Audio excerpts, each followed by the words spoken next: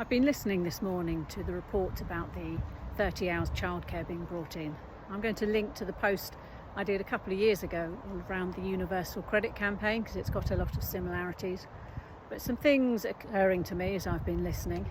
So the 30 hours childcare, it's only for term time. So when children are not at school for around 13 weeks of the year, that averages out to around 20 hours a week. Childcare and nursery provision doesn't suit every family. If you're a family who has a child with special needs, it may not be suitable. Also, the message again is being given very clearly that the actual work of looking after a child can only be considered work if it's being done by a childminder or a nursery. And I think we just need to think a bit more widely about how we best look after our families and support. I'm Maggie, the founder of Mothers Uncovered. I set up a petition in April when I heard there were changes planned for universal credit in the autumn. Parents were required to work 16 hours a week in order to claim any benefits once their youngest child turned 3. This was now set to rise to 30 hours.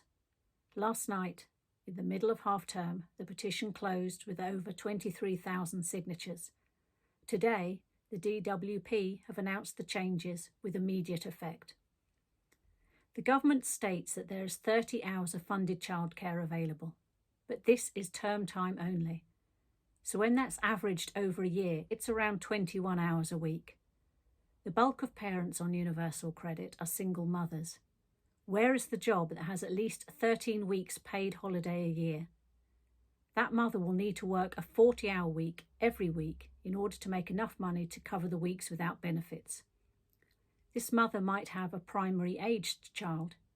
Many schools don't have wraparound care, so she will have to pay a costly childminder. Only 66% of local authorities have provision for the current 30-hour entitlement. What about if her child has additional needs or is simply not ready to be in childcare all day? I am all about choice and in supporting mothers to work, but this is punitive. New mothers were one of the 7 priority groups in the government's recent suicide prevention strategy. What do we think this new ruling will do to their mental health? Parents might be single due to bereavement or escaping domestic violence.